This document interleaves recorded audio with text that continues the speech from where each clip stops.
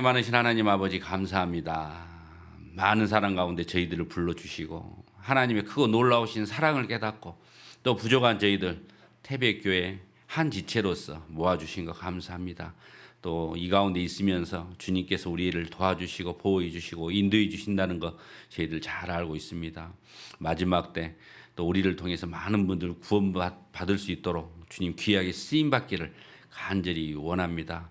우리가 더욱 마음을 하나로 모아서 우리를 통해서 많은 분들 구원받을 수 있도록 도와주시옵소서. 한 주간 또 함께해 주심으로 11 구역 집회를 또 무사히 잘 마칠 수 있도록 인도해 주셔서 감사합니다. 또 다가오는 학예 수양에 주님께서 함께해 주셔서 많은 분들 말씀 앞에 나와 구원받고 하나님께 영광 돌리는 귀한 또 수양이 될 수 있도록 도와주시옵소서.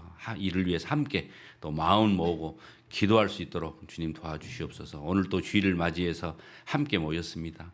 여러 가지 형편과 사정으로 이 자리에 함께하지 못한 우리 믿음의 가족들이 있습니다. 어디에 어떠한 형편에 있든지 동일한 은혜와 또 사랑을 부어주시길 원합니다. 오늘 또 시종을 능력 많으신 하나님께 의지합니다. 저희를 사랑하시는 예수님 이름으로 감사하며 기도드렸습니다. 아멘.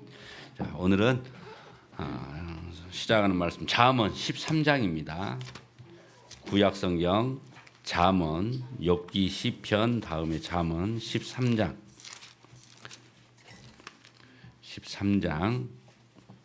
20절 13장 20절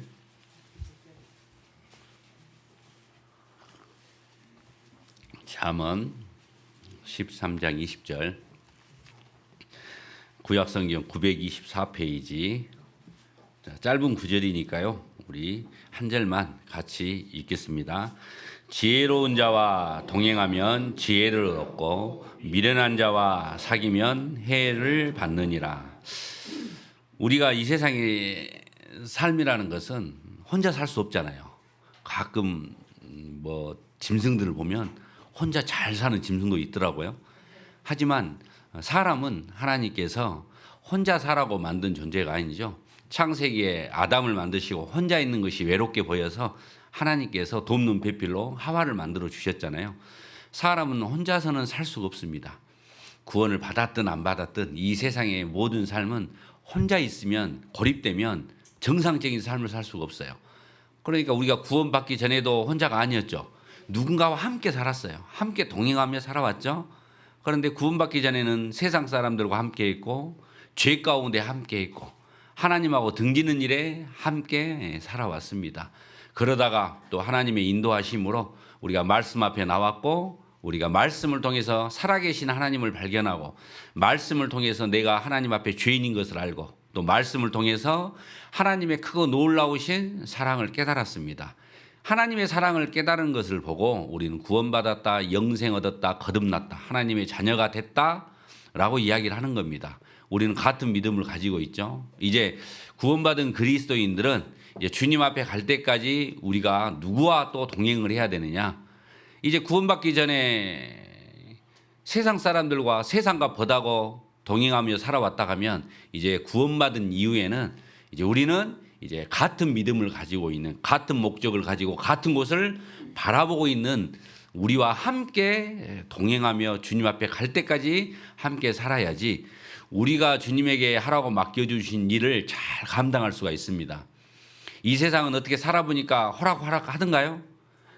너무 무서운 세상이잖아요. 가면 갈수록 진짜 저야 아들 셋은 이제 다 키웠습니다. 이제 막내만 이제 대학을 졸업했으니까 이제 취업만 하면 바로 결혼시키랍니다.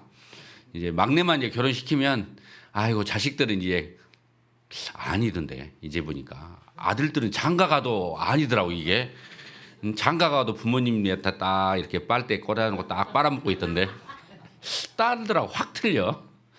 어찌 됐든 우리가 구원받기 전에는 어떻게 살았든 간에 이제 구원받은 이후에는 구원받은 식구들과 함께 더불어 살아야지 안전합니다. 세상 살 때도 어려웠는데 힘들었는데 구원받은 이후에는 만사형통이 아니라고 그랬죠. 오해하면 안 돼요. 구원받았더니 이제 만사형통이다. 전지전능하신 이 우주 만물을 창조하신 하나님께서 나와 함께 하신다는데 이제 뭐가 걱정이냐? 오해입니다. 오해. 구원은 받았지만 내 자신을 한번 보십시오. 구원은 받았지만 내 속마음을 한번 다른 사람은 못 보니까 나 자신이 내 스스로는 알잖아요. 과연 내 안에 그리스도의 마음이 자리 잡고 있는지, 하나님은 사랑이시라고 하는데 사랑만 가득 차 있는지 모르긴 몰라도 옛날 구원받기 전에 그 마음은 그대로 있잖아요. 안 없어져요. 절대로 오해하시면 안 돼요. 구원받은 순간 옛날에 내 나쁜 마음, 내가 욕심 많은 마음, 음탕한 마음, 그 마음이 사라지냐? 절대로 사라지지 않아요. 그대로 있어요. 그래서 신앙생활이라는 것은 내 마음을 누르고 제어하고 억제하고 내 안에 자리 잡은 그리스도의 마음이 나를 주장하도록 사는 게 그게 신앙생활이잖아요. 그러면 내 안에 있는 내 마음이 안 나오게 하려면 어떻게 해야 됩니까? 말씀으로 눌러야죠. 그리고 구원받은 그리스도인과 함께 우리는 함께 교제하며 말씀으로 우리가 함께 할 때 하나님과 함께 할 때 내 옛사람이 나오지 않습니다. 그래서 신앙생활은 주님을 위해서 살아야 되는데 어떻게 주님을 위해서 살 수가 있느냐? 주님과 함께 동행하는 삶이 신앙생활의 다른 표현일 수도 있어요. 그래서 구원받은 우리는 이제 누구랑 함께 살아야 되느냐? 주님과 함께. 구원받은 형제 자매님들과 함께 같이 사는 것. 그게 동행하며 사는 것. 그게 신앙생활이에요. 방금 읽었던 본문 말씀. 자, 우리가 주님과 동행하는 신앙생활이라고 해서 첫 번째, 두 번째 함께 했습니다. 오늘은 이제 세 번째 시간으로 우리가 본문에 읽었던 것처럼 지혜로운 자와 동행하면 뭘 얻어요?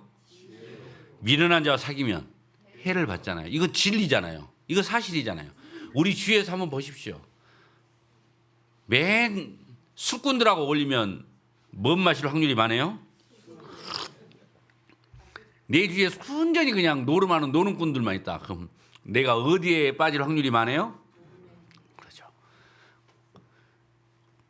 그것처럼 이제 우리는 구원받았기 때문에 구원받은 이후에는 주님과 함께 해야 됩니다. 여기서 지혜로운 자와 함께 한다. 그럼 지혜를 얻는다고 했잖아요. 혹시 지혜로운 자가 누굴까요? 지혜로운 자는 근본 첫 번째가 하나님이 지혜로우신 분이에요. 하나님이 지혜로우신 분입니다. 그러니까 구원받은 이후에 우리는 누구와 함께 해야 되냐? 주님과 함께 해야 돼요. 주님과. 그렇지 못하면 구원은 받았지만 여전히 세상 사람과 여전히 미련한 사람과 함께 하고 있으면 해에 받는 것은 당연하잖아요.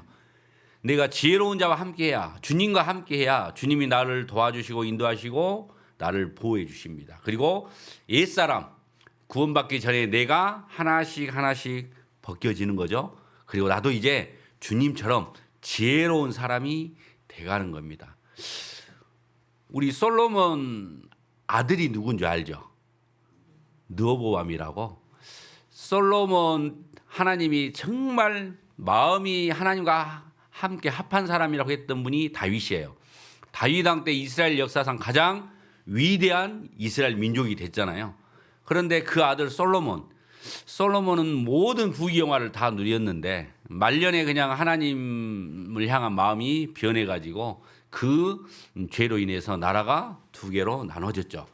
하나님께서 미리 나눠진다고 경고하셨는데 솔로몬은 돌이키지 않고 그 죽은 후에 르호보암 아들 때 정말 둘로 나눠진 계기가 있었습니다. 그런데 그 둘로 나눠진 계기 중에 하나가 뭐냐면 르호보암이 지혜로운 사람과 동행했으면 비록 아버지가 말년에 하나님 순종하지 않고 우상을 숭배하는 일을 했더라도 만약에 르호보암이 돌이키고 하나님 앞에 간절하게 회개하고 하나님만 섬겼더라 하면 하나님이 내렸던 그 저주를 또 하나님이 돌이킬 수도 있었을 것 같아요. 그런데 르호보암은 그러지를 못했죠. 자, 르호보암은 지혜로운 자와 동행을 해서 지혜를 얻었어야 되는데 세상 미련한 사람들하고 어울리다가 해를 받은 케이스예요. 그게 대표적인 사람이 르호보암입니다. 앞으로 좀 가서 열왕기상을 한번 보시면 열왕기상 12장 열왕기상 12장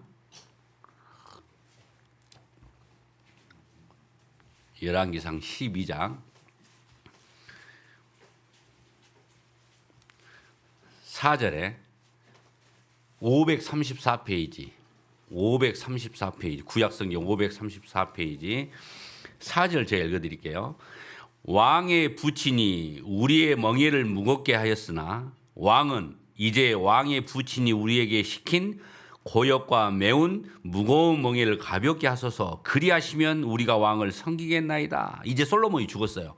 그리고 그 아들 르호보암이 왕이 된 겁니다. 그런데 솔로몬 왕 때 아마 백성들에게 많은 세금도 부과하고 많은 일도 노역을 시켰던 것 같아요. 그러니까 솔로몬 왕이 딱 죽으니까 이제 백성들이 새로운 왕, 그 아들 르호보암에게 이렇게 요구를 한 겁니다. 당신의 아버지 솔로몬 왕은 우리한테 많은 멍에를, 무거운 멍에를 지게 했다. 그래 우리가 고역이라든가 이 멍에로 너무 힘들었으니까 이제 우리를 좀 그 멍에 좀 가볍게 해주시면 좋겠습니다. 그러면 우리가 왕을 잘 따르겠습니다라고 했어요. 이제 먹을 만큼 먹고 사니까 솔로몬이 얼마나 돈이 많았어요. 그럼 그 아버지 솔로몬의 재산이 다 르호보암한테 왔으니까 저 같으면 한번 고려 좀 해볼 것 같은데. 근데 고려를 했어. 르호보암이 어떻게 했느냐?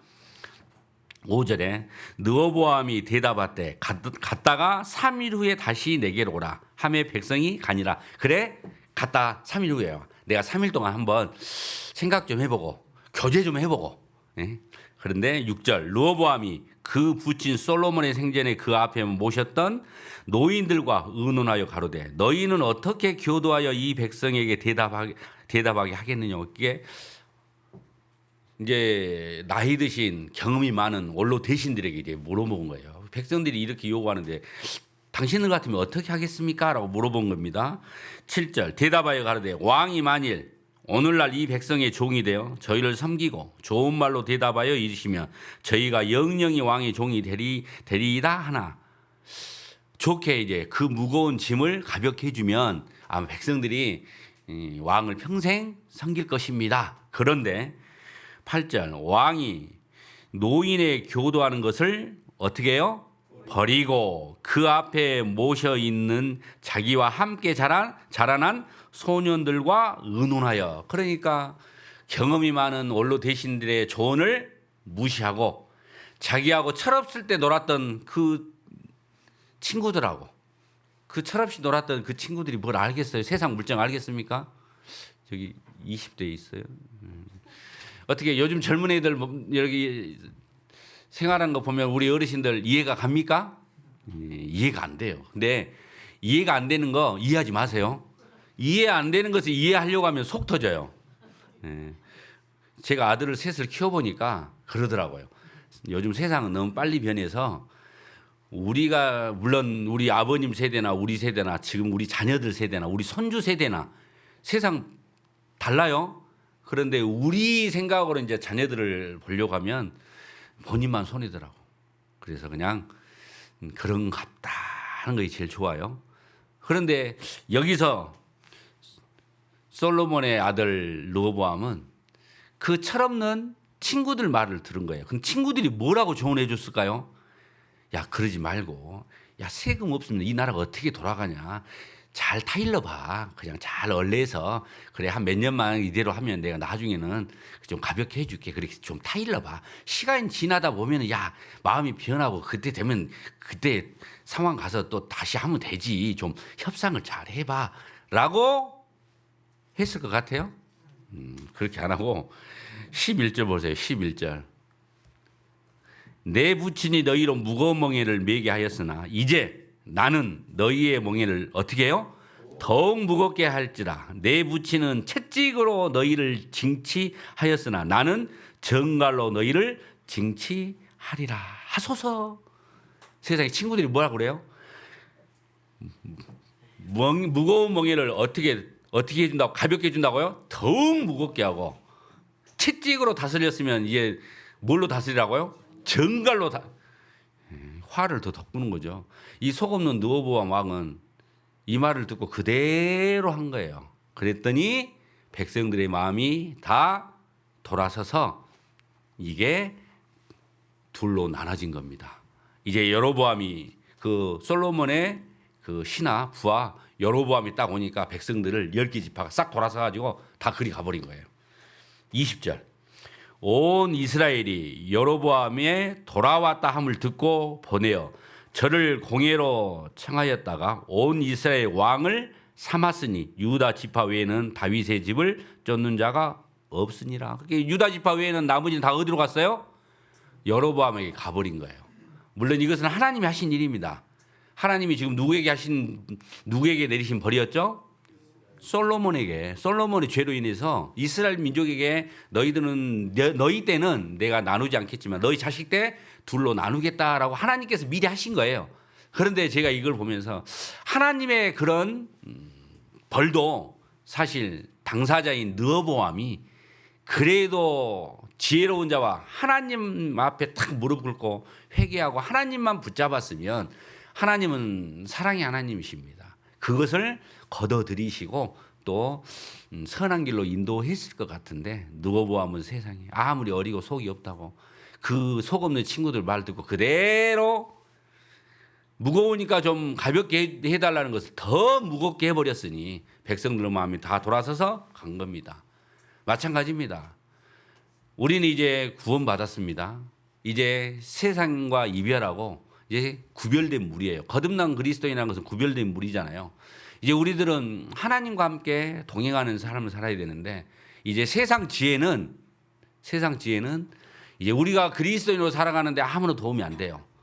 이제 오직 내가 살아가는데 필요한 것은 하나님이 주신 위로부터 내려온 지혜. 하나님과 함께야 그 지혜를 가지고 이 험난하고 이 암담한 세상을 그리스도인답게 살아갈 수가 있습니다. 지혜는 하나님만이 지혜셔요. 조금 더 뒤로 옮겨서 이사야 11장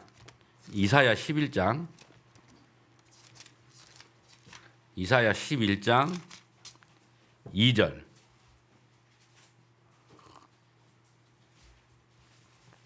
지혜로운 자와 동행한다라는 것이 무슨 의미냐? 지혜로운 자와 동행한다. 11장 이사야 11장 981페이지 구약성경 981페이지 11장 2절 제가 읽어드릴게요. 여호와의 신은 지금 성령을 이야기하는 거예요. 여호와의 신 성령은 하나님이고 하나님은 예수님이고 예수님은 하나님이고 성령이시죠. 삼위일 세 분이 모습은 다르지만 한 분이셔요. 여호와의 신 곧 지혜와 총명의 신이요라고 했죠. 그러니까 지혜는 누가 지혜요? 하나님이 지혜십니다. 그러니까 지혜로운 자와 동행한다 이 말은 내가 하나님과 동행한다 그 말이에요. 그러니까 우리는 항상 구원받은 이후에도 지혜와 항상 가까이 해야 돼요. 하나님과 항상 가까이 해야 돼요. 잠언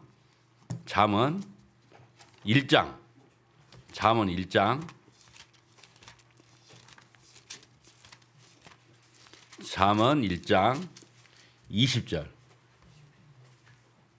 잠언 1장 20절 시편 다음에 전도서 앞에 잠언 1장 20절 지혜가 길거리에서 부르며 광장에서 소리를 높이며 지혜가 길거리에서 지금 부르고 있대요. 나를. 그럼 지혜가 부른단 말은 지금 누가 부르고 있는 거예요? 하나님이 지금 나를 부르고 계신 거예요. 영만아 빨리 와라. 영만아 빨리 와라. 구원받은 이후에도 제가 곁길로 찾고 가려고 하면 세상으로 찾고 가려고 하면 세상 친구들에게 가려고 하면 지혜가 지금 나를 불러요. 지금 길거리에 서서 영만아 그 길이 아니야. 빨리 돌아와. 돌이켜. 이리 와. 끊임없이 하나님은 내가 주님 앞에 갈 때까지 나를 부르고 또 부르십니다. 8장 1절 보시죠. 8장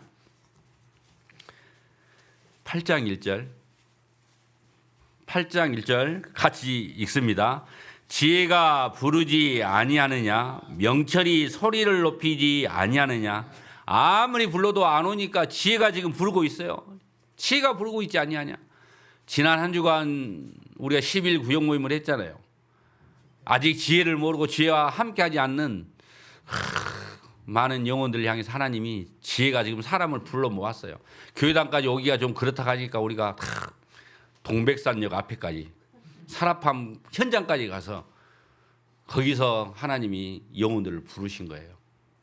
그래서 그 부름에 응답하신 분도 있고 아직 응답을 안 하신 분도 있고 그러죠. 여기 앉아있는 우리는 그 지혜가 부르는 그 부름에 응답을 했죠. 그리고 앉아 있잖아요. 이제 우리가 해야 될 일은 이제 그 지혜와 함께 동행하는 겁니다. 그래서 오늘 같이 읽었던 것처럼 이제 지혜로운 자와 동행을 하면 뭘 얻어요? 지혜. 이 세상은 구원받았어도 너무나 살기가 힘들어요.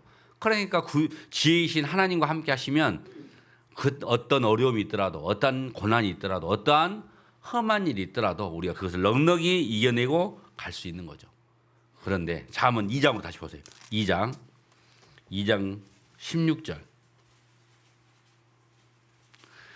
2장 16절. 지혜가 왜 우리를 부른 줄 아세요? 지혜가 또 너를 음녀에게서 말로 호리는 이방 계집에게서 뭐 한다고요? 구원하리니. 우리는 주님도 알지 못하고 지혜가 무엇인지 못하고 그냥 세상 즐거움에 빠져서 육신의 즐거움에 빠져서 그게 마냥 내 기쁨인지 알고 그게 마냥 내 행복인 줄 알고 그렇게 살아왔잖아요. 그렇게 살던 우리들을 지혜가 간절히 우리를 불러서 말씀 앞에 나와서 우리를 진정한 행복이 무엇인지, 진정한 마음의 기쁨과 평강이 무엇인지를 가르쳐 줬잖아요. 구원받은 사람만이 진정한 기쁨과 마음의 평강을 얻을 수 있잖아요. 이 세상에 행복이 없다는 것도 아닙니다. 하지만 이 세상의 행복은 잠깐 왔다가 지나가는 거예요. 하지만 하나님이 주신 기쁨과 평강, 하나님이 주시는 행복은 영원한 거잖아요. 영원한지 어떻게 합니까? 죽음 이후의 세상은 영원한 세상이잖아요. 이 세상의 삶은 길어야 7, 80년이에요. 하나님이 인생의 연수가 70이요 강건함이 80이라고 했는데 여기에서 벌써 이미 그 연수를 다 사신 분도 계시고 이제 얼마 안 남으신 분도 계시죠. 인생의 연수가 80이다. 아휴, 나도 75%가 지나갔네요. 4분의 3이 지나갔어요. 이제 하루하루 산다는 것은 주님 앞으로 다가온 주님 앞으로 가는 날을 점점점 가깝게 하는 겁니다. 이제 우리는 구원을 받았어요. 지혜가 왜 우리를 부르는고 했더니 음녀에게서 말로 호리는 이방 계집에게서 음탕한 사탄에서 사탄의 할 일이 무엇입니까? 우리를 끌고 같이 지옥에 가는 것이 사탄의 목적이잖아요. 그 손길에서 한바트면 우리가 그 손을 잡고 영원한 지옥으로 갈 수밖에 없었는데 천만다행으로 우리는 말씀 앞에 나왔어요.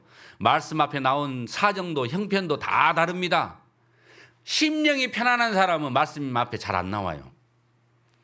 이 세상에서 잘 먹고 잘 사는 사람은 자기가 생각한 대로 다 하고 싶은 대로 하고 사는 사람은 사실 말씀 앞에 잘 안 나옵니다.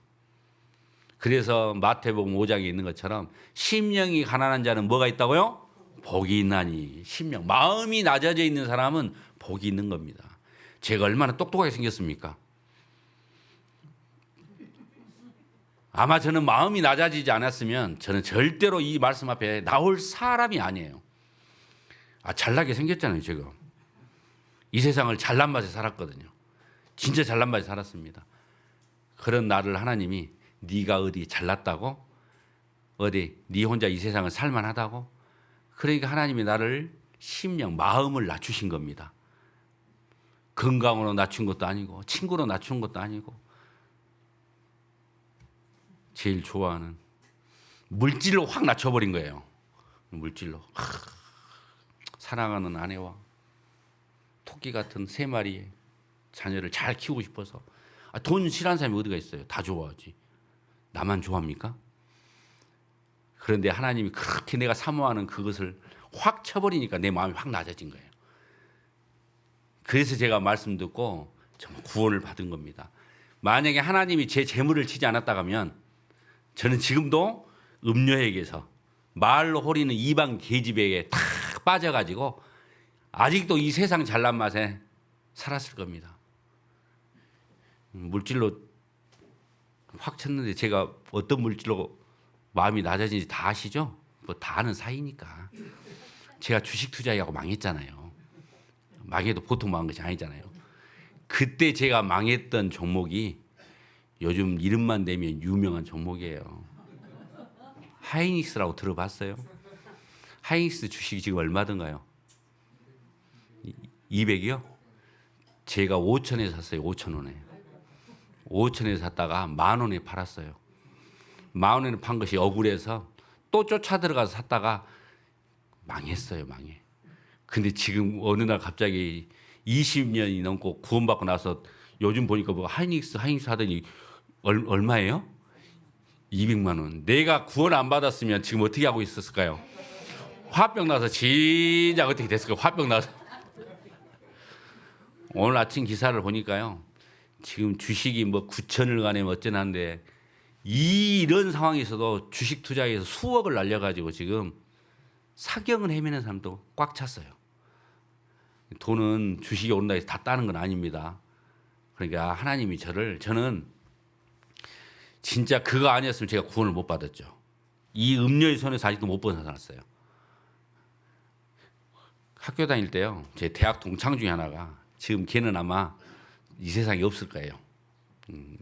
근데 멀쩡히 다니다가 갑자기 귀신 들려가지고 그 나름대로 똑똑하고 과대표도 하고 걔가 대표하고 내가 나중에 대표하고 멀쩡하다니까 갑자기 졸업하고 나서 소식 들으니까 귀신 들려가지고 신을 받았다 그러더라고. 걔가 학교 다닐 때는 정상이었어요. 근데 그 이후에 이제 무슨 뭐 신을 받고 왔다든가 어쩌다가 모임에 한번 나왔는데 그놈이 죄송합니다. 그 친구가 나를 보더니 하는 말이 야 너는 네 마누라 덕에 살아. 그 말을 하더라고요. 근데 그 친구 말이 그대로 이루어졌어. 우리 마누라 덕에 내가 구원을 받았잖아. 지는 구원도 못 받고 아마 지금 들리는 말이 지금 이 세상에 없다고 하는 것 같더라고요. 근데 우리 부인 덕에 나는 구원 받았어요. 제 마음이 낮아지지 않았으면 우리 자매도 말씀 앞에 안 나갔어요. 제가 못 나가게 막았으니까. 그러니까 정말 지혜가 하나님은 끊임없이 모든 사람들 그 음료의 손에서 좀 건져내려고 우지 여러 가지 방법으로 지금 노력하고 계셔요. 성경에 보면 하나님이 하나님을 만날 만한 때가 온다고 그랬어요. 모든 사람에게 하나님을 만날 기회를 주셔요.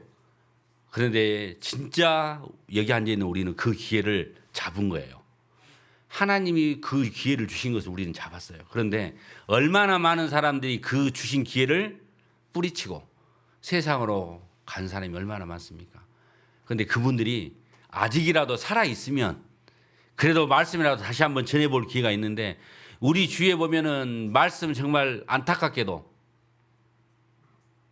멀쩡한데도 젊은데도 하나님 앞에 가신 분들이 많잖아요.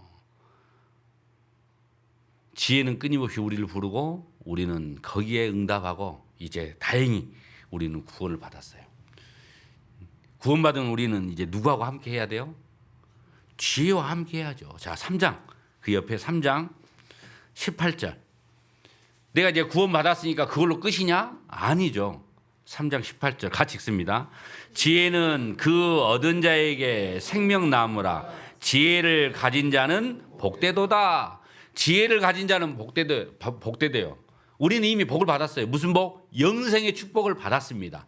하지만 하나님이 주시고자 하는 것은 영생의 축복에서 끝난 것이 아니라 이 세상 사는 동안에도 끊임없이 우리에게 필요한 것을 다 채워주십니다. 그러니까 우리는 부지런히 지혜를 끊임없이 갈망해야 돼요. 끊임없이. 그 옆에 2장 2절 다시 보시죠. 2장 2절.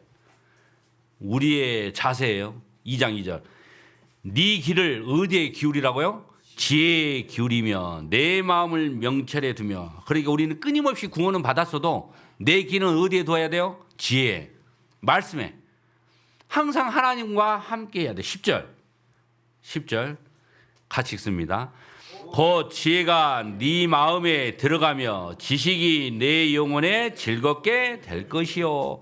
내가 끊임없이 지혜를 갈망하고 지혜를 찾고 지혜를 들으면 그 지혜가 어디에 들어와요? 내 마음에 들어온대요. 내 마음에. 이미 내 마음에 들어와 있어요.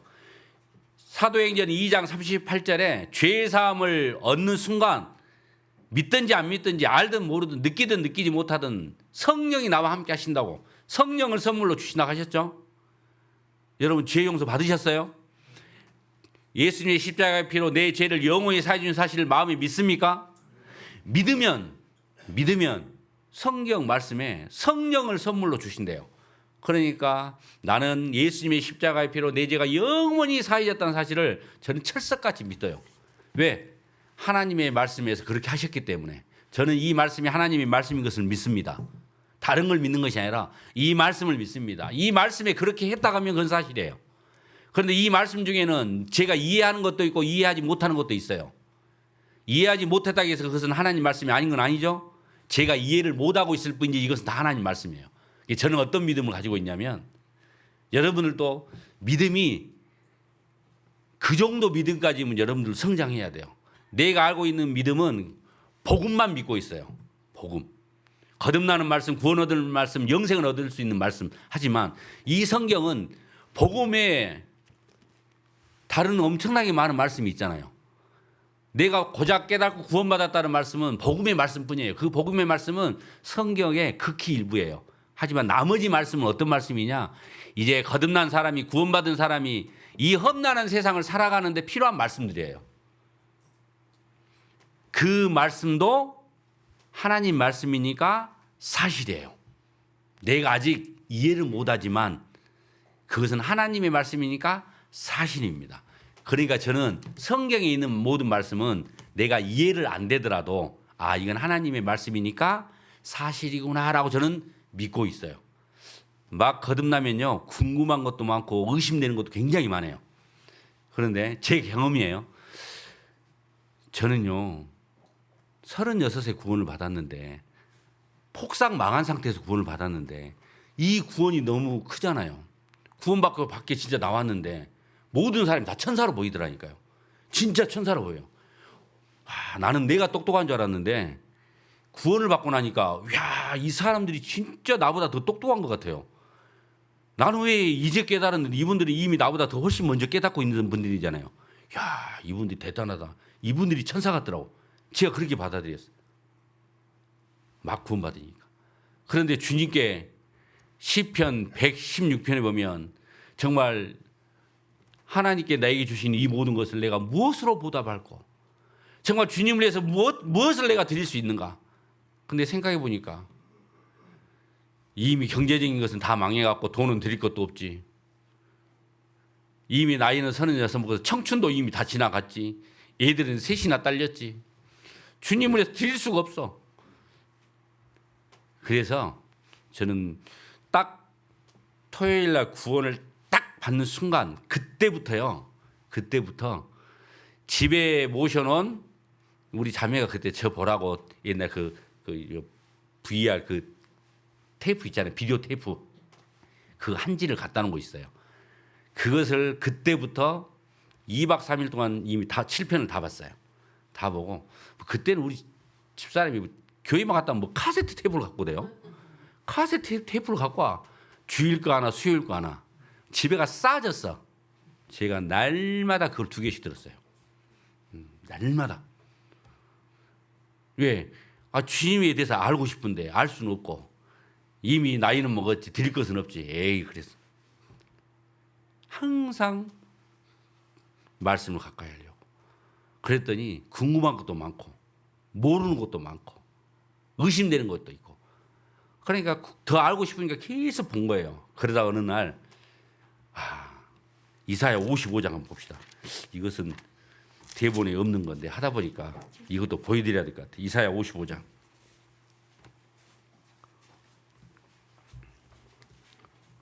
이사야 55장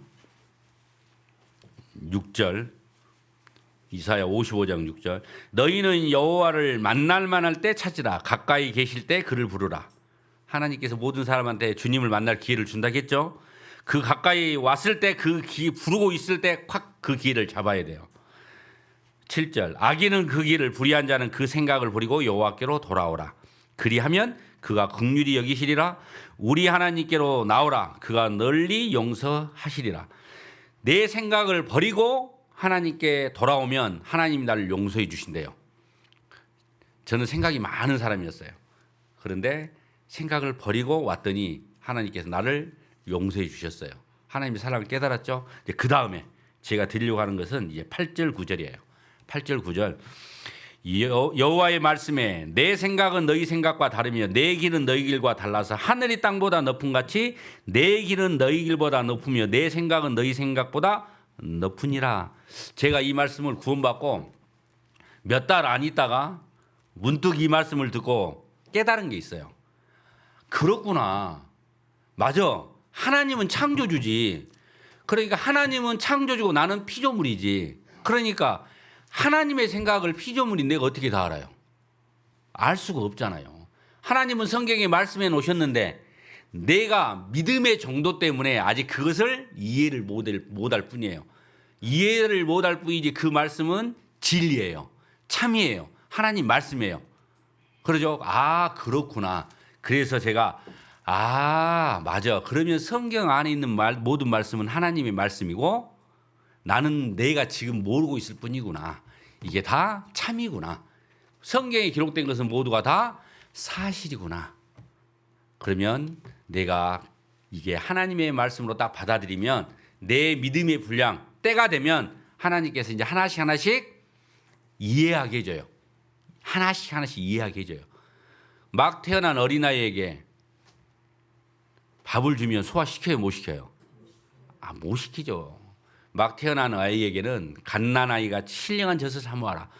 이제 젖을 한 번, 두 번 먹다 보면 이제 엄마 젖을 먹다가 그 다음에 뭐 먹어요? 이유식을 먹어요. 이유식을 먹다가 그 다음에 또 뭐 먹어요? 조금씩.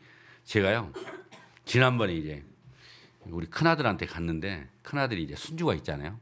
아들 있고 딸 있고 저희 집안은 여자가 귀해요. 아들을 낳았는데 또 아들이었어. 그래서 그 아들이 이제 두 번째 낳았는데 손녀를 낳았어요. 근데 아직도 자식은 내리사랑이라고 하는데 손주는 맨 위대가 첫 번째가 제일 사랑스럽더라고요. 아직도 저는 그 첫 번째 손자가 제일 이뻐요. 그런데 이제 두 번째 딸이긴 한데 아직도 내 눈이 잘 안 들어와. 이제 지는 이쁜 짓을 한다고 하기는 한 것 같은데 나는 아직도 큰 애밖에 없어. 그런데 지난번에 갔더니 그 큰 애가 둘째 딸이 이유식만 먹는데 이제 이유식이 이제 너무 뜨거워서 이제 못 주니까 우리가 먹던 밥 맨밥을 딱 줘봤어요. 그랬더니 얘가 항상 부드러운 것만 먹다가 딱딱한 것이 들어오니까 신세계였나 봐. 그 다음부터는 이유식을 아무 줘도 안 먹어버리네. 그 맨밥만 주래. 맛 하나도 없는 맨밥만. 이제 지도 컸다 이건가? 마찬가지예요. 우리들도 신앙이 마찬가지입니다. 처음에는 이해가 안 되고 모르는 것도 많은 시행착오를 거치잖아요. 그런데 이제 믿음의 분량만큼 성경 말씀 하나씩 이해가 돼요. 하나씩.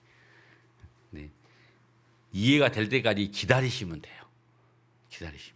하나님께서는 틀림없는 것은 지혜를 통해서 우리를 부르시고 지혜를 통해서 우리에게 구원을 주시고 지혜를 통해서 우리에게 복을 주십니다.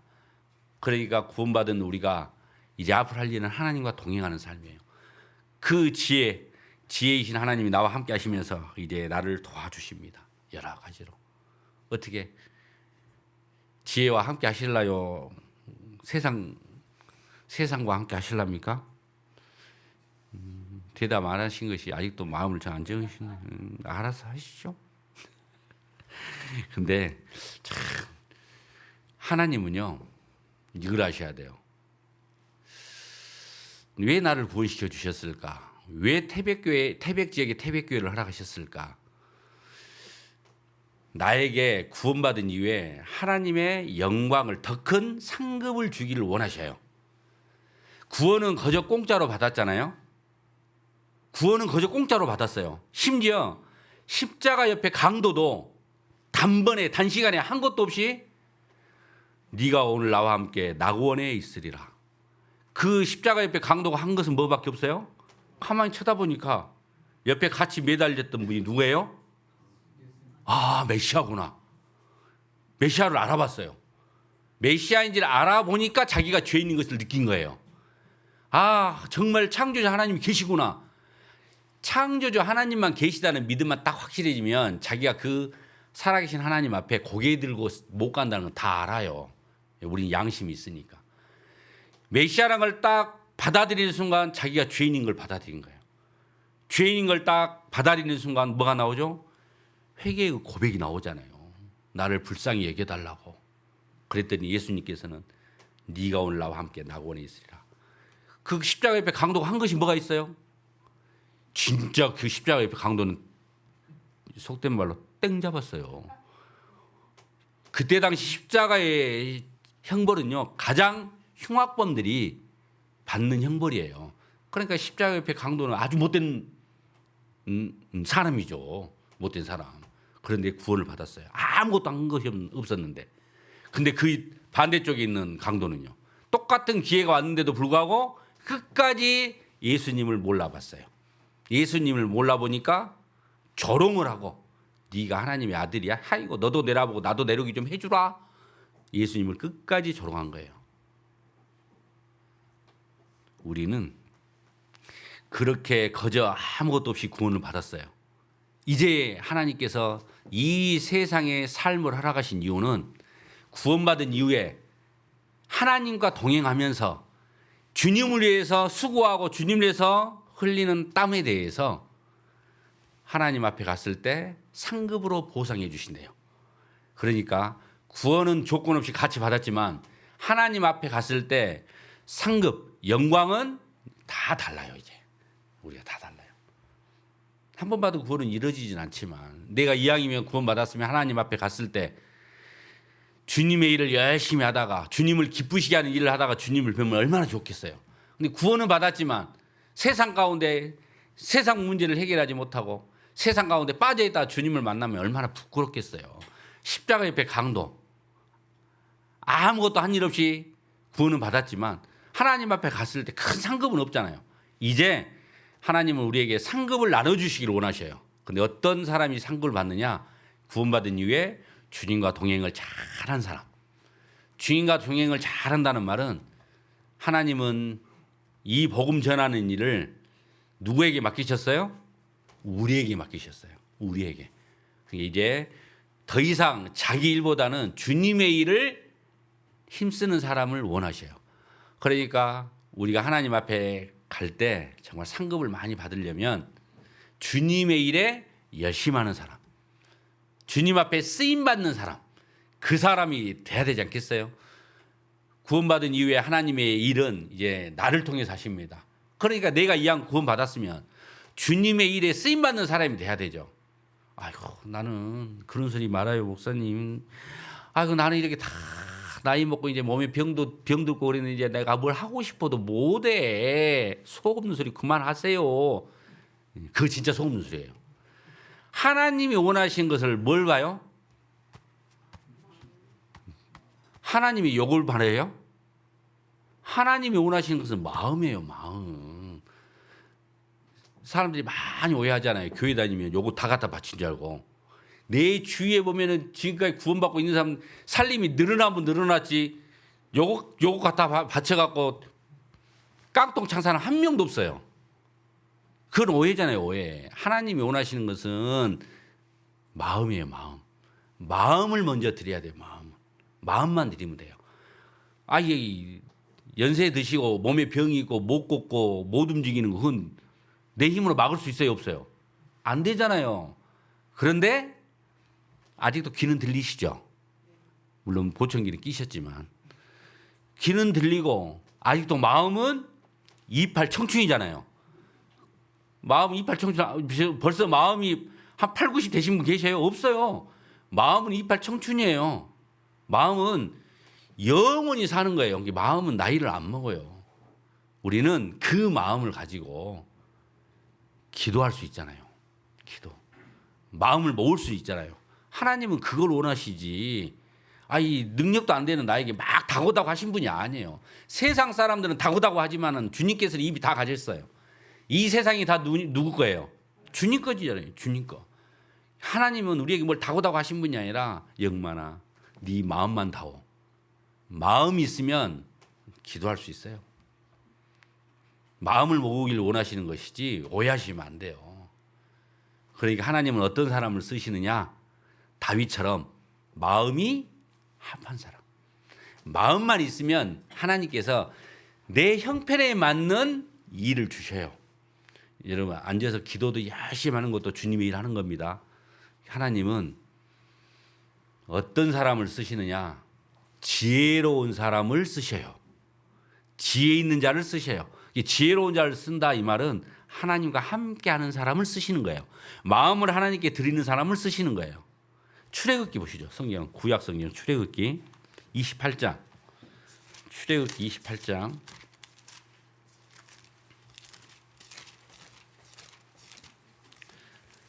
출애굽기 28장.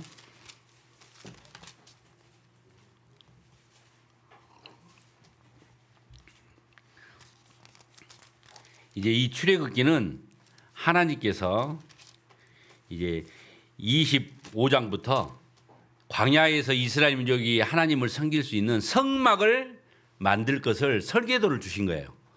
그러니까 출애굽기 25장부터 이제 하나님을 섬기는 성막을 어떻게 만들 것인가, 무엇을 어떻게 어떤 재료로 만들 것인가를 자세하게 설계도를 주신 거예요. 그러면 그 성막을 만드는 거, 뭐 제사장 옷을 만든다든가 그 만드는 일을 누구를 통해서 하실 것 같아요? 200만 이스라엘 민족을 통해서 일 안 하셨어요. 반드시 하나님의 일은 지혜 있는 자를 통해서 하신 겁니다. 28장 3절 제가 읽어드릴게요. 너는 무릇 마음에 지혜 있는 자 곧 내가 지혜로운 영으로 채운 자들에게 말하여 아론의 옷을 지어 그를 거룩하게 하여 내게 제사장 직분을 행하게 하라. 그러니까 하나님께서 어떤 사람을 통해서 하나님의 그 성막 일을 맡기셨어요? 지혜 있는 자. 지혜 있는 자가 어떤 자냐? 곧 지혜로운 영으로 채워진 자. 성령 충만한 자요. 성령 충만한 자. 그래 내가 구원은 받았지만 아직도 내 마음 가운데 성령 충만한 상태가 아니면 하나님 앞에 쓰임 받을 수 없죠. 아이고 나는 안 쓰임 안 받아도 돼요. 그냥 구원만 받으면 됐죠. 맞아요. 구원만 받으면 돼요. 그런데 이제 하나님 앞에 갔을 때 하나님은 나를 위해서 준비하신 이 많은 상급이 있는데 그걸 못 받잖아요. 농담으로 이런 말 하잖아요. 어떤 사람이 탁 죽어서 하나님 앞에 갔는데 하나님이 이제 탁 방이 쫙 있는데 그 방은 이제 다 보니까 방 앞에 이름이 다 써져 있고 열어보니까 안에 막 선물들이 있는 거예요.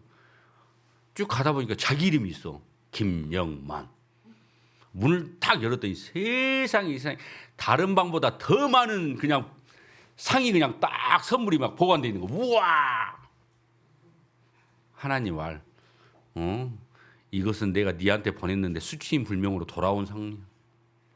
하나님이 주시려고 했던 상물 내가 못 받은 거예요. 여기 쌓여 있는 거예요. 거기에.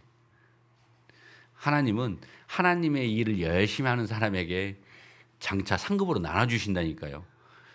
하나님은 주시는데 내가 아직 받을 여건이 안 되니까 못 받는 거예요. 지금이야 차이가 안 나죠.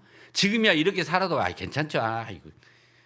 하지만 하나님 앞에 갔을 때 하나님은 지혜 있는 자에게 하나님의 일을 맡기십니다. 자, 35장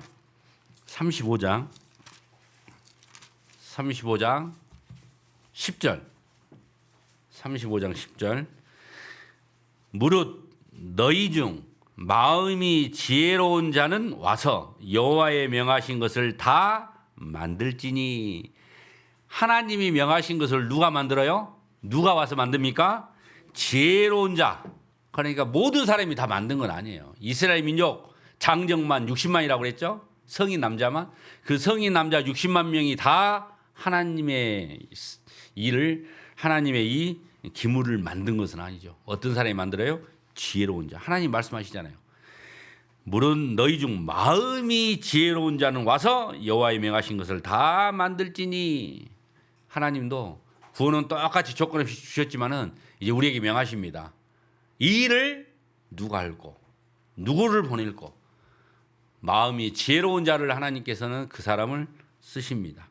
그리고 36장 4절 같이 있습니다. 성소의 모든 일을 하는 지혜로운 자들이 각기 하는 일을 정지하고 와서. 그러니까 성소의 모든 일을 하는 지혜로운 자. 성소의 모든 일은 누가 했어요? 지혜로운 자가 한 거예요. 지혜로운 자. 지혜로운 자가 하나님의 일을 하는 겁니다.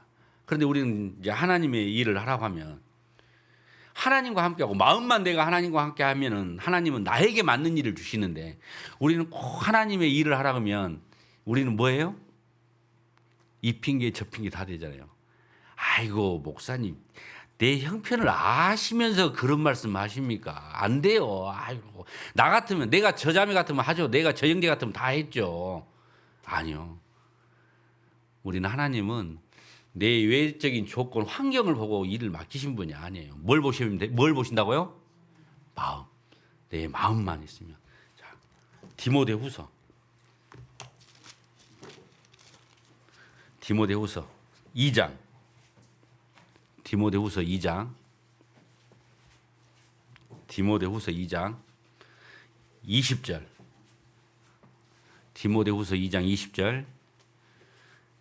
큰 집에는 금과 은의 그릇이 있을 뿐 아니요 나무와 질그릇도 있어 귀 쓰는 것도 있고 천이 쓰는 것도 있나니 21절은 같이 읽습니다. 그러므로 누구든지 이런 것에서 자기를 깨끗하게 하면 귀 쓰는 그릇이 되어 거룩하고 주인의 쓰심에 합당하며 모든 선한 일에 예비함이 되리라. 금도 있고 은도 있고 나무도 있고 질그릇도 있어요. 이것은 마치 우리의 외적인 모습하고 똑같아요. 저는 태어날 때부터 흙수저. 저는 학교 다니면서요. 저는 성장하면서 진짜 금수저, 은수저를 너무 부러워했어요. 제가 근데 워낙 심성이 고워서 심성이 착해서 비행 청소년이 안 된 거예요. 저는 진짜로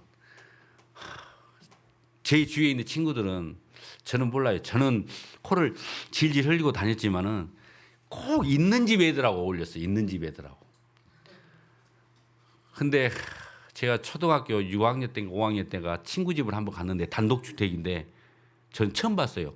집 안에 계단이 있는 집은. 친구 집 놀러 갔는데 집 안에 계단이 있어요. 2층 올라오는 계단이. 와, 저 깜짝 놀랐어요. 지금 생각하니까 그 집에는 화장실도 있었던 것 같아. 집 안에가. 전 처음 봤어요. 화장실이 집 안에 있는 집은 처음 봤어요. 와. 그리고 중학교 때 사귀었던 친구 집에 놀러 갔는데 아파트를 간 거예요. 저는 아파트 처음 들어가 봤어요. 문을 열고 들어갔는데 세상에 거실에가 응접 세트, 텔레비전에서만 보던 응접 세트가 거실에 탁 있는 거예요. 우와. 저는 진짜 부러워했어요. 속으로. 저는 흙수저였거든요. 그래서 이를 악물고 나도 진짜 자수성가했어요. 진짜 나도. 뭐 우리 자매는 본인이 나를 공부시켰다고 그러는데 아무리 시킨다 해도 내가 안 하고 싶으면 안 해요. 그러죠? 그래요. 뭐 공로가 있긴 있어요. 학교 다닐 때 공부하라고 그 아르바이트 하지 말고 장학금 못 받으면 나머지는 대줄 테니까 공부하라고 해서 한 번인가 대준 적이 있어요. 장학금 못 받을 때.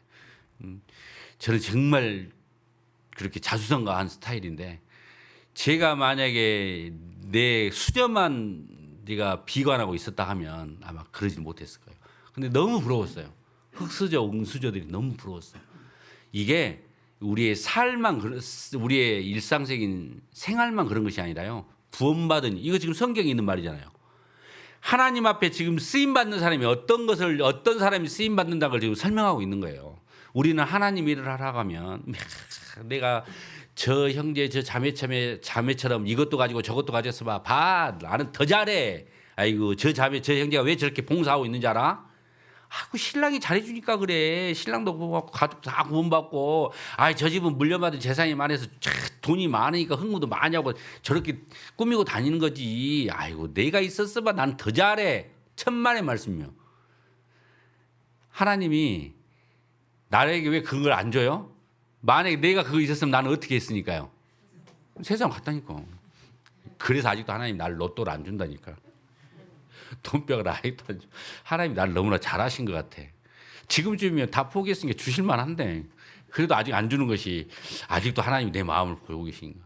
하나님이 쓰시는 것은 절대로 금도 은도 아니에요. 그릇의 종류가 아니라 깨끗한 그릇을 쓰셔요. 아무리 금 그릇이면 뭐합니까? 그 안에 똥이 들어있으면 거기다 어떻게 밥을 먹어요? 아무리 은그릇이면 뭐합니까? 설거지를 안 해가지고 거기 안에 밥태기가 다 눌어있으면 거기다 어떻게 국을 뜹니까? 비록 나무나 비록 질그릇이어도 항상 깨끗하게 딱 예비돼 있으면 그 그릇을 쓰시는 거예요. 하나님께서 지금 우리에게 그 이야기를 하시는 겁니다. 하나님은 어떤 사람을 쓰셔요? 가진 자를 쓰고 많이 배운 사람을 쓰고 그게 아니라 지혜로운 자를 쓰셔요. 지혜로운 자를 쓰시는데 나같이 부족한 어리석고 미련한 사람이 어떻게 지혜로운 사람이 됩니까? 왜 못 돼요? 지혜이신 분이 하나님인데 내가 하나님만 붙들고 있으면 내가 어떤 사람이 돼요? 내가 지혜로운 사람이 되는 거예요. 내가 하나님만 붙들고 있으면 내가 지혜로운 사람이 되는 거죠. 구약 성경에도 보면요. 역대 하나님 앞에 귀하게 쓰임받은 사람은 하나같이 지혜로운 사람이었어요. 요셉을 한번 봅시다. 창세기 요셉 41장 창세기 41장 창세기 41장 창세기 41장 39절 요셉에게 이르시되 하나님이 이 모든 것을 네게 보이셨으니 같이 읽습니다. 너와 같이 명철하고 지혜 있는 자가 없도다. 요셉에게 지금 하시는 말씀이에요. 왜 요셉이 하나님 앞에 귀하게 쓰임받은 줄 아십니까? 너와 같이 지혜 있는 자가 없대요. 그 위에 심지어 이방 사람인 바로 왕도 요셉이 지혜롭다는 것을 알아봤어요. 33절 이제 바로께서는 명철하고 지혜 있는 사람을 택하여 애굽 땅을 치리하게 하시고, 그러니까 바로 왕이 애굽 땅을 자기 대신 애굽 땅을 다스리게 하는 사람인데 어떤 사람을 시켰느냐? 명철하고 지혜 있는 사람을 택했대요. 그 택한 사람이 누구예요? 요셉이에요. 요셉. 요셉은 이방 사람 눈에도 정말 지혜로운 사람이었어요. 그 다음에 여러분들 하나님 앞에 크게 쓰임받는 사람이 누구예요? 다윗. 사무엘상 조금 뒤로 넘기시면 사무엘상 18장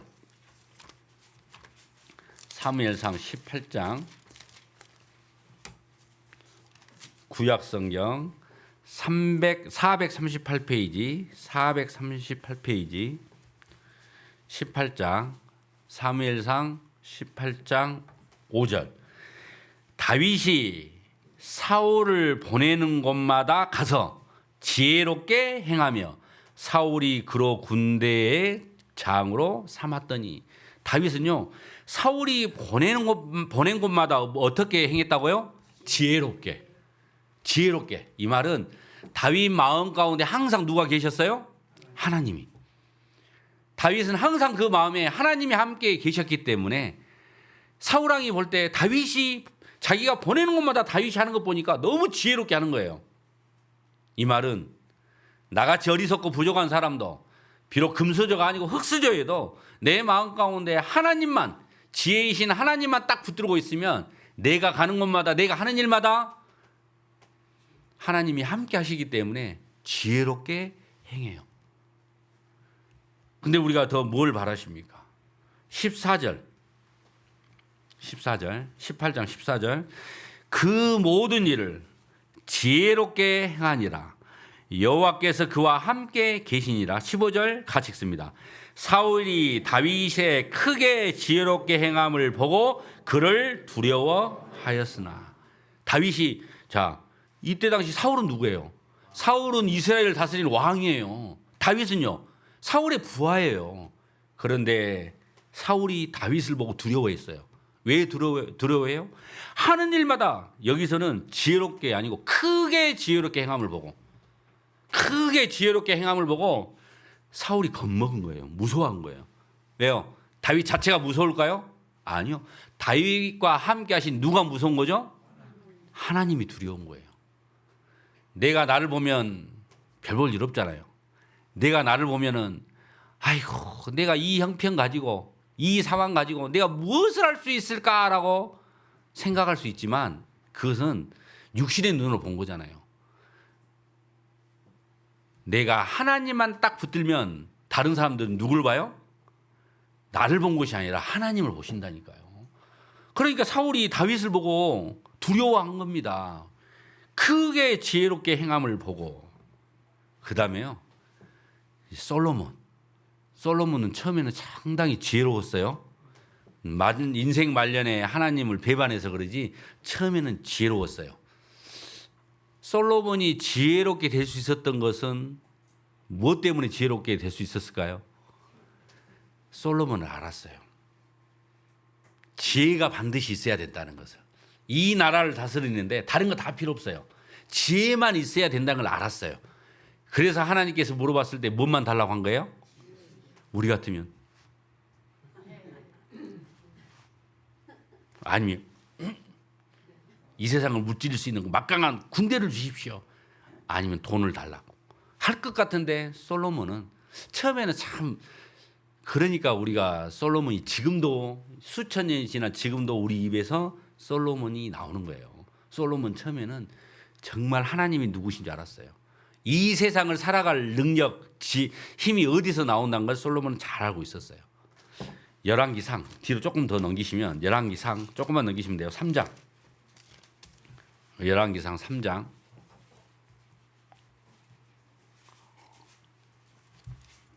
3장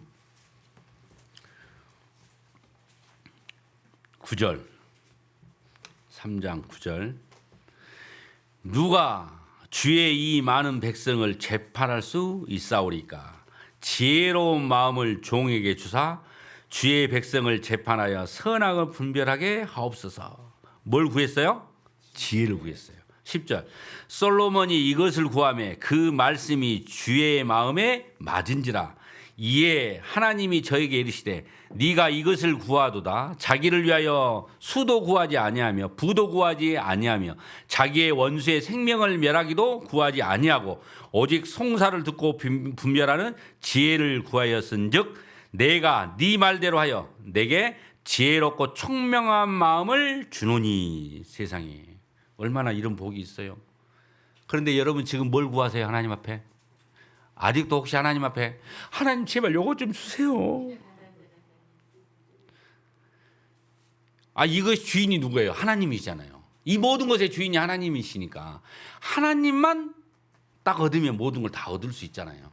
솔로몬은 알았던 거예요.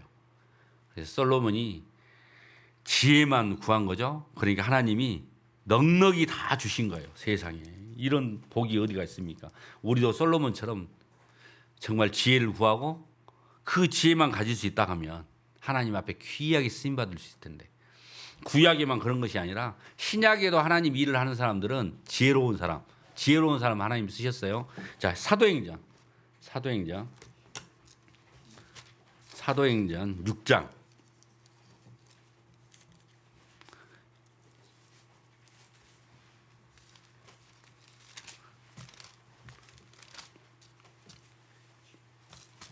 사도행전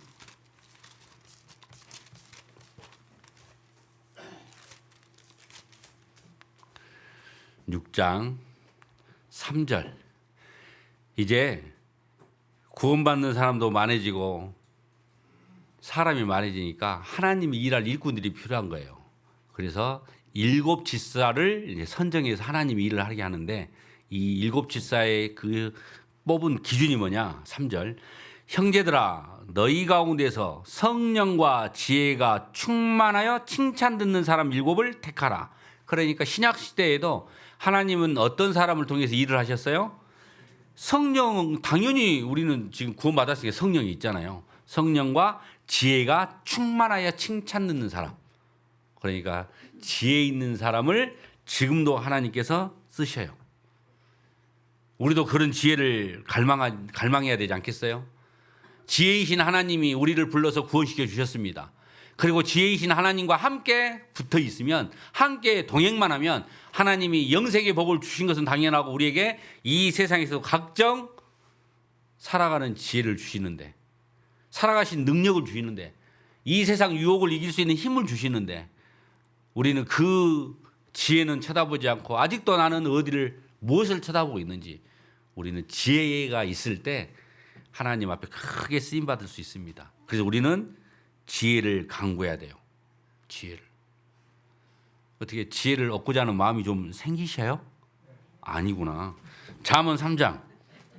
잠언 3장. 잠언 3장.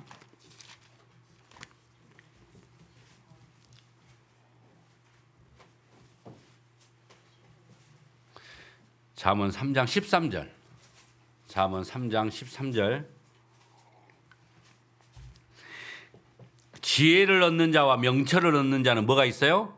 복이 있나니 이는 지혜를 얻는 것이 은을 얻는 것보다 낫고 그 이익이 정금보다 나음이니라. 그러니까요. 15절에도 지혜는 진주보다 귀하니 너희 사모하는 모든 것으로 이에 비교할 수 없도다. 이 세상에 내가 지금 좋아하는 것, 사모하는 것, 그 어떤 것도 지혜하고는 비교할 수가 없어요. 금보다, 은보다, 진주보다도. 우리는 그런데 왜 자꾸 눈에 보이는 물질만 쫓아가죠? 물질이 다인 줄 알고. 안 돼요. 그 물질을 가지고 가려니까 못 가지고 간다니까요. 삼성 이병철 회장이 77세에 돌아가실 때 그 많은 재산, 그 아들 이병철 회장님이 돌아가실 때 재산만 23조를 남겨놨대요. 나 같으면 눈 못 감아. 억울해서 못 감아. 써보도 못하고 죽어라고 벌었던 그 돈을 놔두고 갈 수 있어요? 가지고 갈 수도 없잖아요. 그런데 왜 우리는 아직도 구원받은 이후에도 돈 지금보다 더 넓은 집 살면 좋죠. 하지만 내 마음의 지혜를 가지고 있으면 하나님이 때가 되면 여건이 되면 내가 원하지 않아도 집을 옮겨주셔요. 생각지도 않은 방법으로 집을 옮겨주신다니까요. 내 방법 말고. 나는 그렇게 화장실 2개 있는 집으로 이사 가려고 바둥바둥 했는데 안 돼. 포기하고 아이고 그래 내가 살면 얼마나 살고 아이고 전도나 하고 다니자. 부지런히 다녔더니 느닷없이 집이 생겼는데 집이 화장실 2개야. 그게 하나님의 방법이에요. 하나님의 방법. 그러니까 지혜만 쫓으면 이 세상 어떤 은금보다도 정금보다도 진주보다도 훨씬 귀하대요. 그러니까 우리는 은혜를 사모하는 마음을 가지셔야지. 4장 넘겨서 4장 7절.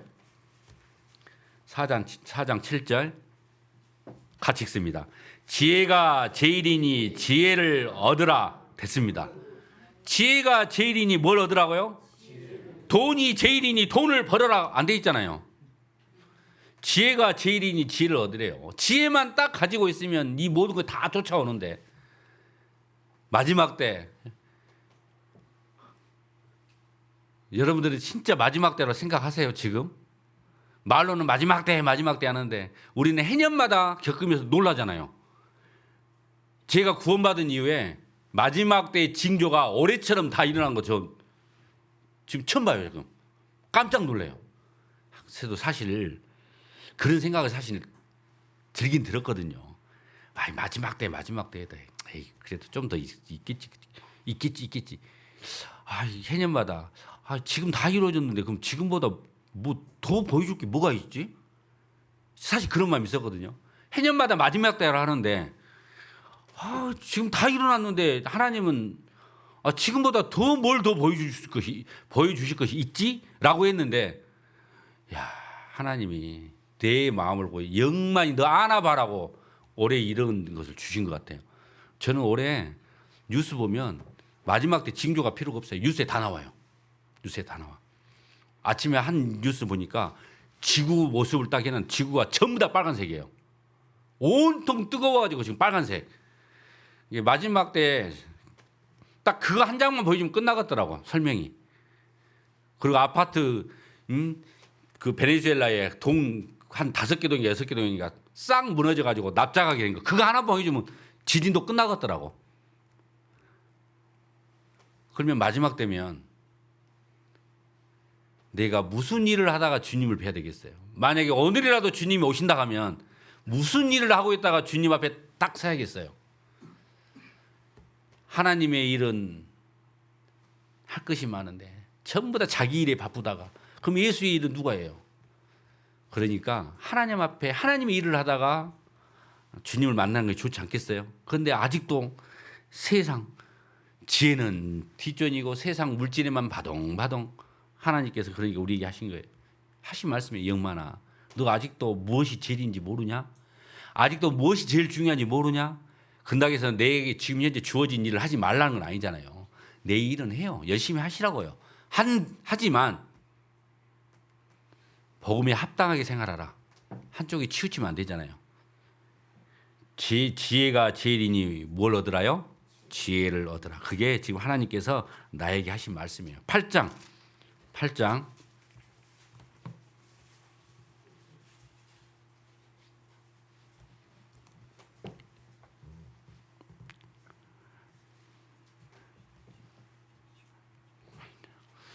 1절은 아까 읽었죠? 넘어가도 되겠습니다. 그러면 이제 내가 지혜를 얻는 방법 몇 가지를 알려드릴게요. 이제 공개합니다. 지혜 얻고 싶어요? 별로 아직도 안 오고 지혜에 대해서 한 번 더 해야 될란가? 지혜를 얻고 싶은 마음 별로 없는 것 같아. 지혜를 얻을 방법, 정말 하나님이 지금 나에게 지혜를 얻으라고 했잖아요. 그 지혜를 얻는 방법을 제가 비법을 몇 가지 공개할게요. 이렇게 하시면 정말 지혜를 얻을 수 있어요. 넘겨서 9장 10절 제가 얼른 몇 가지 공개할게요. 10절 같이 읽습니다. 여호와를 경외하는 것이 지혜의 근본이요 거룩하신 자를 아는 것이 명철이니라. 하나님을 경외하는 삶, 그게 지혜를 얻는 거예요. 하나님을 경외하는 사람, 경외라는 것이 두렵고 떨림이에요. 항상 하나님이 나와 함께 하고 있다. 내가 혼자 있는 것이 아니라 지금 나와 누가 함께 있어요? 하나님과. 내가 하나님과 함께 있다. 코람데오. 그러면 내가 지금 이 말을 해도 되는가? 이 행동을 해도 되겠는가? 내가 이리로 가도 되겠는가? 그것을 스스로 알 수 있을 거예요. 하나님을 경외하는 사람이 지혜를 얻는 사람이에요. 그 다음에 어떤 사람이냐? 한 장 넘겨서 11장 2절 11장 2절 같이 읽습니다. 교만이 오면 욕도 오거니와 겸손한 자에게는 지혜가 있느니라. 교만이 오면 뭐가 나와요? 욕 나온대. 욕 잘하는 사람은 교만한 사람이에요? 겸손한 사람이에요? 누가 대놓고 욕하는 사람이 어디가 있어요? 구원받은 그리스도인이. 하지만 속으로 욕, 마음속으로 욕했잖아요. 안 해요. 나만 한가? 교만한 사람은 욕한다고 돼 있어요. 하지만 겸손한 자에게는 뭐가 있어요? 지혜가 있고. 자, 지혜를 얻는 두 번째 방법이에요. 낮아지면 돼요. 낮아지면 낮아질수록 지혜가 들어와요. 나는 우리 태백교회 식구들 중에서 몇 번째예요? 아이고, 아직도 중간이라고 생각하고 있네. 따라서 합니다. 꼴찌요. 꼴찌예요. 그러면 꼴찌가 위에 분들 보면은 어떻게 돼야 됩니까? 깍듯이 인사해야 돼요. 양보해야 돼요. 그러죠? 따져 물으면 안 돼요. 왜 따져요? 내가 꼴찌인데. 무슨 이유가 있었으니까 그렇게 했는갑다. 무슨 뜻이 있었겠지. 내가 모르는. 그러니까 우리는 낮아져야 돼요. 겸손해져야 돼요.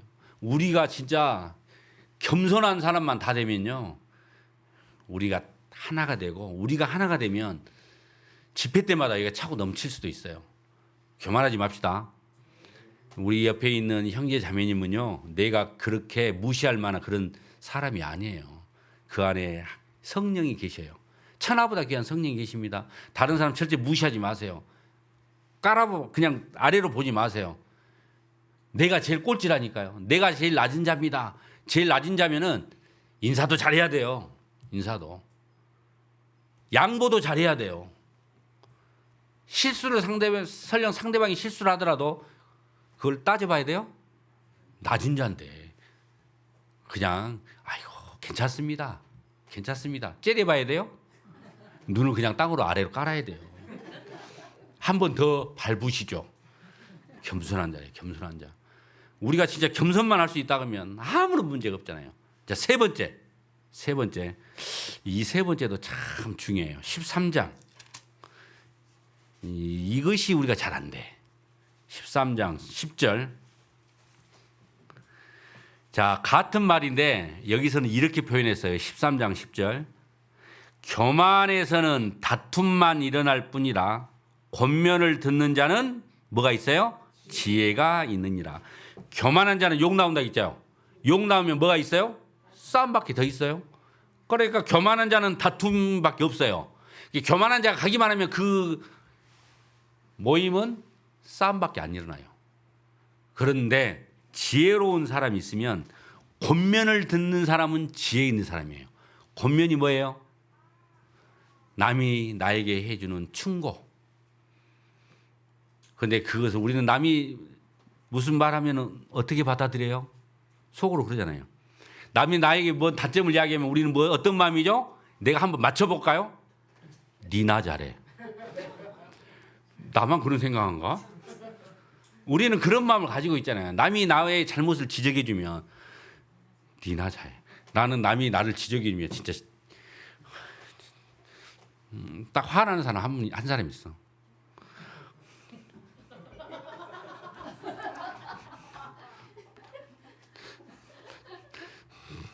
이제 제가 이 말씀을 계기로 이제 저는 지혜로운 자가 되랍니다. 권면을 많이 해주세요. 한두 번 권면해야지. 나는 꼭 나의 단점을 찾으러 다니는 사람 같아. 나는 지혜로운 사람이 되랍니다. 권면을 많이 들으면 들을수록 나만 지혜로운 사람이 돼. 남들이 이야기해 주는 것은요, 나를 위해서 해줬다라고 생각하세요. 물론 상대방이 나 보기 싫고 꼴배기 싫어서 했을 망정 그것을 권면으로만 딱 받아들이면 지혜는 누구한테 와요? 그랬는데 만약에 꼴배기 싫어서 만약에 지적을 했다. 그것은 겸손한 자예요? 교만한 자예요? 교만한 자예요. 그러니까 너는 교만해. 나는 뭐 하려니까? 지혜를 얻으려니까.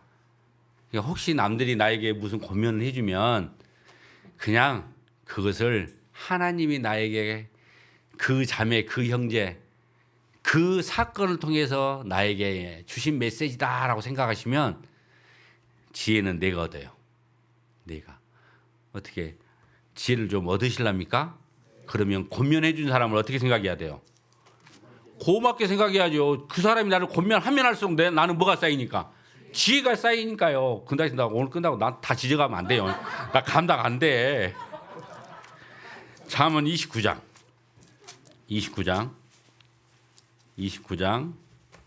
15절 같이 읽습니다. 채찍과 꾸지람이 지혜를 주거늘 임의로 하게 버려두면 그 자식은 어미를 욕되게 하느니라. 채찍과 꾸지람이 뭘 줘요? 지혜. 그러니까 부지런히 우리는 꾸지람도 받고 채찍도 받아야 돼요. 그러니까 남이 주는 권면을 우리는 감사함으로 받아들여야 돼요. 나를 위해서. 내가 그 권면이 아니었으면 내가 나 자신을 모르잖아요. 그러니까 그것을 잘 받아들이는 사람은 지혜가 있는 거예요. 이제 지혜 받는 방법 내가 지금 3가지만 이야기했어요. 내가 지금 조사해 온 것은 8가지가 있는데 시간이 돼서 나머지 4번째부터는 다음 편에. 그래요. 기도합시다. 사랑이 많으신 하나님 아버지 감사합니다. 오늘도 주일을 맞이해서 하나님의 말씀을 배울 수 있도록 함께 모아주셨습니다. 주님과 동행하는 삶을 어떻게 하면 잘할 수 있을지 성경 말씀을 통해 배우고 있습니다. 지혜이신 하나님과 동행을 원합니다. 하나님의 그 지혜를 잘 내 마음 가운데 충만하게 또 그 지혜를 가지고 그리스도인답게 잘 살아가는 우리 태백교회 형제 자매님들이 될 수 있도록 도와주시옵소서. 다가오는 학예 수양에 주님께서 함께 해주시기 원합니다. 저희를 사랑하시는 예수님 이름으로 감사하며 기도드렸습니다. 아멘.